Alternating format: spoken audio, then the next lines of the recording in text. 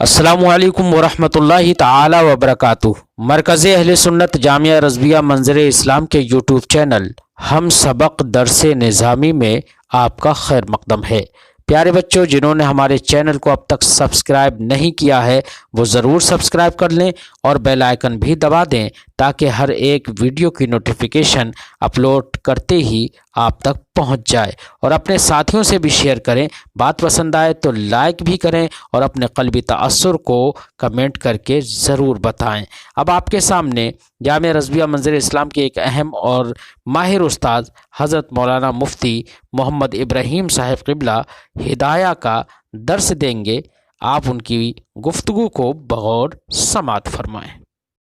بسم اللہ الرحمن الرحیم۔ ومن امر رجلا ان يزوجه امرأة فزوجه اثنتين في عقدة لم تلزمه واحدة منهما۔ صورت مسئلہ یہ ہے کہ کسی انسان نے دوسرے کو وکیل بنایا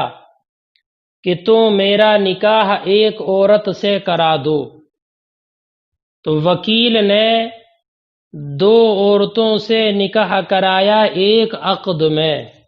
دو عورتوں سے نکاح کرا دیا ایک ہی عقد میں،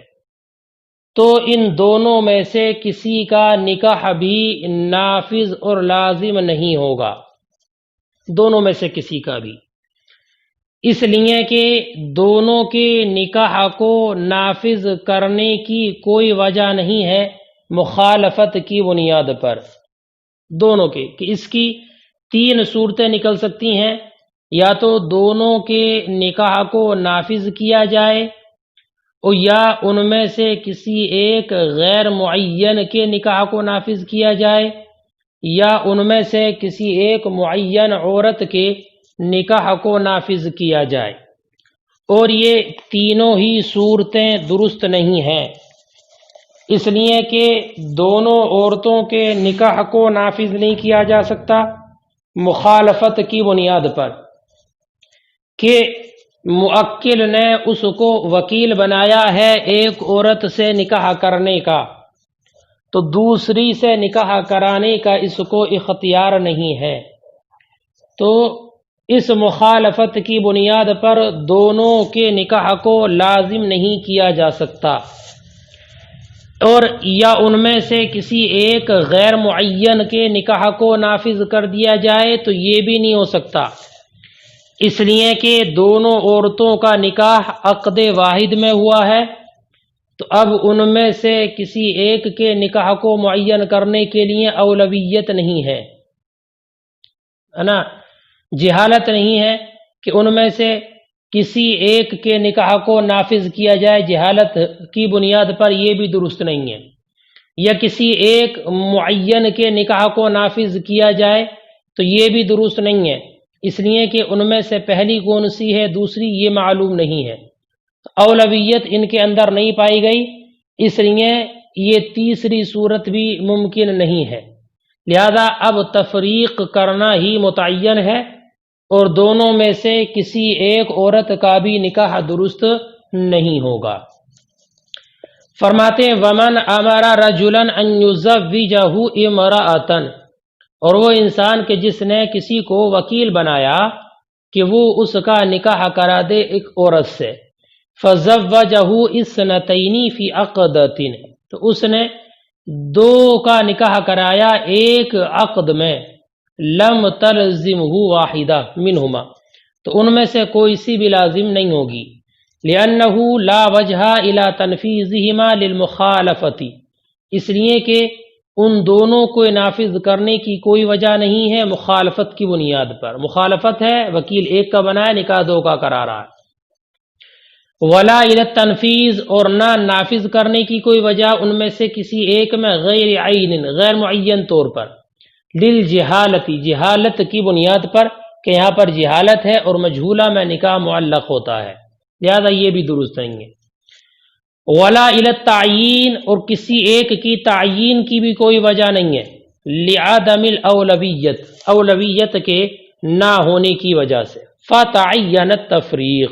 تو اب تفریق ہی معین ہے، جدا کرنا ہی معین ہے، لہذا اب دونوں میں سے کسی سے بھی اس مرد کا نکاح درست نہیں ہوگا، قاضی ان کے درمیان تفریق کا فیصلہ کر دے گا۔ البتہ ہاں اگر بعد میں ان میں سے کسی ایک سے پھر سے نکاح کرنا چاہے تو اب عورت سے نکاح کر سکتا ہے۔ وَمَنْ أَمَرَهُ أَمِيرٌ بِأَنْ يُزَوِّجَهُ امْرَأَةً فَزَوَّجَهُ أَمَةً لِغَيْرِهِ جَازَ۔ ایک اور مسئلہ اس باب کا آخری مسئلہ ذکر فرماتے ہیں۔ مسئلہ یہ ہے کہ کسی حاکم نے، کسی بڑے انسان نے کسی اور انسان کو وکیل بنایا، حاکم نے وکیل بنایا اور کہا کہ میرا نکاح کسی عورت سے کر دے، کسی عورت سے مطلقاً کہا کہ کسی عورت سے میرا نکاح کر دے۔ اب اس وکیل نے اس حاکم موکل کا نکاح اپنی باندھی کے علاوہ کسی عورت سے کر دیا اور غیر کی باندھی،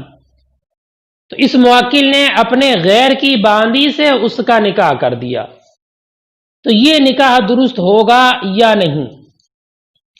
تو ہمارے امام اعظم رضی اللہ تعالی عنہ کا مذہب یہ ہے کہ یہ نکاح جائز ہے اور اس کو رد نہیں کیا جا سکتا۔ دلیل یہ دیتے ہیں کہ توکیل بن نکاح میں لفظ امرأ مطلق ہے، کہ اس نے عورت کے نکاح کرنے کا وکیل بنایا ہے نا، اس توکیل میں لفظ امرأ مطلق ہے، اور لفظ امرأ یہ باندھی اور آزاد دونوں کو شامل ہے، جیسے کہ زہار کے موقع پر ذکر ہے والذین یظاہرون منکم من نسائہم، تو یہاں پر نساء یہ عورت آزاد ہو یا باندھی دونوں کو شامل، ایسی لفظ امرأ دونوں کو شامل ہے۔ اور وکیل پر کوئی تہمت بھی نہیں لگائی جا سکتی، اس لیے کہ وکیل نے اپنی باندھی کا اس سے نکاح نہیں کیا ہے بلکہ غیر کی باندھی کا نکاح کیا ہے، کہ اگر یہ اپنی باندھی کا اس سے نکاح کر دیتا تب تو وہ متہم بھی ہو سکتا تھا، لیکن یہاں پر اس پر کوئی تہمت بھی نہیں ہے، اس لیے لفظ امرأ کے مطلق ہونے کی بنیاد پر اگر اس نے آزاد عورت سے نکاح کرایا تب بھی درست ہوگا، اور باندھی سے نکاح کرایا تب بھی نکاح کرانا صحیح ہوگا۔ یہ امام اعظم کا مذہب ہے۔ البتہ صاحبین یہ فرماتے ہیں کہ نکاح جائز نہیں ہے مگر یہ کہ کفو میں نکاح کرے، کفو میں اگر کرے تو نکاح درست ہے۔ دلیل یہ دیتے ہیں کہ یہاں پر یہ توکیل مطلق ہے، وکیل بنانا یہ مطلق ہے، مطلق، اور مطلق جب بولا جائے تو وہ لوٹتا ہے متعارف کی جانب، یعنی مطلق سے متعارف مراد ہوتا ہے۔ تو متعارف کفو میں نکاح کرنا ہے نہ کہ غیر کفو میں، کہ جب مطلق ہے متعارف مراد ہے تو متعارف تو یہ ہے کہ کفو میں نکاح کیا جائے، غیر کفو میں نہیں۔ لہذا امام صاحبین یہ فرماتے ہیں کہ یہ نکاح درست نہیں ہے کیونکہ کفو نہیں ہے۔ امام اعظم کی جانب سے جواب یہ ہے کہ عرف مشترک ہے، عرف مشترک ہے، یعنی عرف مشترک ہونے کا مطلب یہ ہے کہ اشراف اور حاکم لوگ جس طریقے سے آزاد عورتوں سے نکاح کرتے ہیں اسی طرح سے وہ باندیوں سے بھی نکاح کرتے ہیں، اور اگر بالفرض ایمان بھی لیا جائے کہ آزاد عورت سے نکاح کرنا عرف ہے تو اب ہم یہ کہتے ہیں کہ عرف عملی ہے، یعنی لوگوں کا یہ معمول ہے اور ان کا عمل ہے کہ آزاد عورتوں سے نکاح کرتے ہیں، اور اطلاق لفظ یہ عرف لفظی ہے، لفظ کا جو اطلاق ہے یہ عرف لفظی ہے، لہذا عرف لفظی کے لیے عرف عملی مقید اور مخصص نہیں ہو سکتا، کہ عرف لفظی کے لیے عرف عملی مقید اور مخصص بن جائے، ایسا نہیں ہوگا، کیونکہ اطلاق تقیید اطلاق کا مقابل ہے، یعنی مقید ہونا مطلق ہونے کے مقابل ہے، اور تقابل کے لیے اتحاد ضروری ہوتا ہے، اور اتحاد یہاں پر پایا نہیں گیا، اس لیے عرف لفظی عرف عملی میں کوئی اتحاد نہیں ہے۔ البتہ امام محمد نے مبسوط کی کتاب الوکالت میں یہ ذکر کیا ہے کہ اس صورت میں کفاعت کا اعتبار استحسانن ہے، اور وجہ استحسان یہ ذکر کی ہے کہ مطلقاً عورت کے ساتھ نکاح کرنے پر ہر ایک انسان قادر ہے، حاکم بھی کر سکتا ہے اور حاکم کا غیر بھی۔ اس سے یہ معلوم ہوا کہ حاکم نے نکاح کرنے کا جو وکیل بنایا ہے وہ کفو میں نکاح کرنے کا وکیل بنایا ہے، اور اس نے کفو پر مدد طلب کی ہے، اور جب معاملہ ایسا ہے تو غیر کفو میں نکاح کرنا یہ توکیل کے خلاف ہوگا، اور اگر توکیل کے خلاف نکاح ہو تو درست نہیں ہوتا، جیسے کہ ابھی مسئلہ آپ نے پڑھا، ایک عورت کا وکیل بنایا تھا اور دو سے کرایا تو نکاح درست نہیں ہے کیونکہ مخالفت ہے توکیل کی۔ فرماتے ہیں ومن امرہ امیر، اور جس کو کسی امیر حاکم نے حکم دیا بأن یزوجہ امرأۃ، کہ اس کا نکاح کر دے کسی عورت سے، فزوجہ امۃ لغیرہ، تو اس نے اپنے غیر کی باندی سے نکاح کر دیا، جازہ تو یہ جائز ہے۔ امام اعظم کے نزدیک رجوعا الی اطلاق اللفظ، لفظ کے اطلاق کی طرف رجوع کرتے ہوئے، یعنی لفظ امرأ، وعدم التہمہ، اور عدم تہمت کی بنیاد پر چونکہ اس کی باندھی نہیں ہے۔ وقال ابو یوسف و محمد لا یجوز، اور امام ابو یوسف امام محمد نے فرمایا کہ نکاح جائز نہیں، الا ان یزوجہ کفوا، مگر یہ کہ نکاح کرے کفو سے،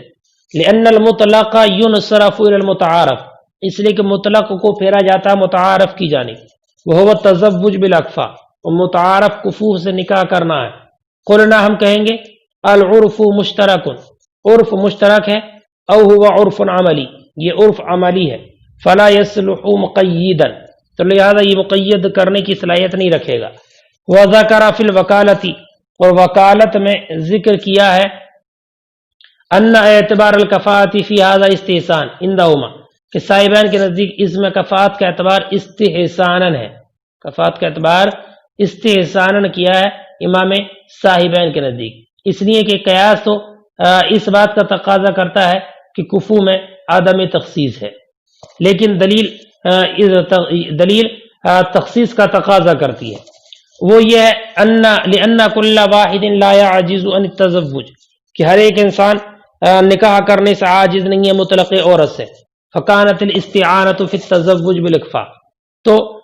استعانت طلب کرنا یہ کفو میں نکاح